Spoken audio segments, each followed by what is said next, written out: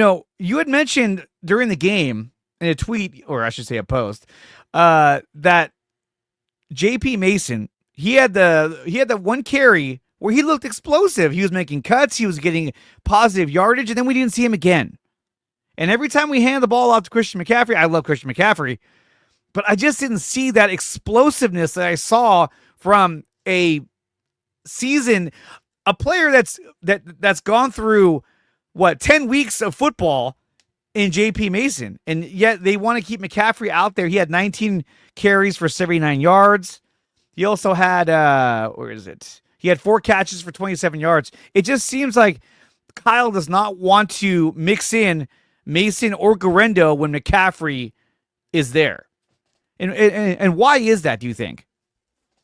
It doesn't make any sense, but it was completely predictable. I mean, everyone knew it was coming. Everyone's like, yeah, we knew it was coming. It was a big topic of conversation before CMC came back, and everybody hoped, like, okay, here's what a split should look like, and everybody had their percentages, like 50% CMC, 30% JP, 20% Guerrero, or 60-30-10, or whatever the number was. You know what I mean? So everybody had their favorable split, and Kyle's like, all right, 99-1. That's it. That's your split, and the 1 goes to Debo, just so you know, it's not going to Mason.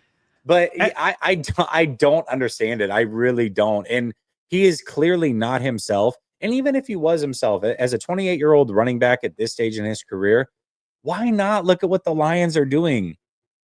Can he not play the Jahmyr Gibbs role? 10 carries a game, exactly. 8 targets a game. What's wrong with that? Why can't he do that? That, those routes that they've got 3 wide receivers, him and Juice on the field. How about just take Juice off the field, put Mason on the field, and put him on the field together? Why can't you do that? This whole thing doesn't make any sense to me.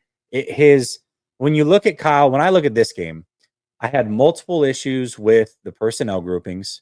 I had multiple issues with the route concepts.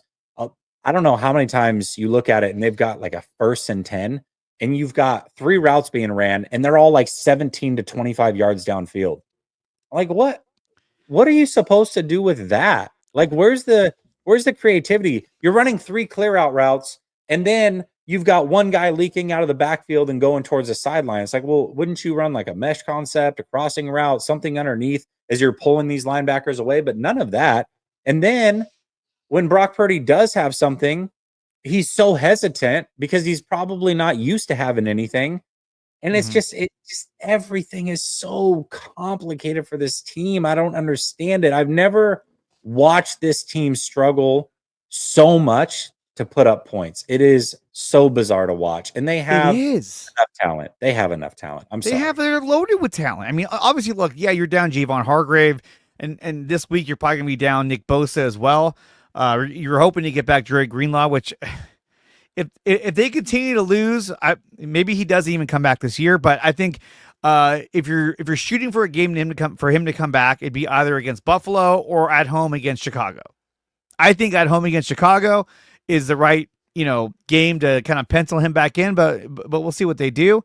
But it doesn't make any sense because this team is so loaded with talent. It almost feels like the rest of the league has caught up with the Kyle Shanahan offense.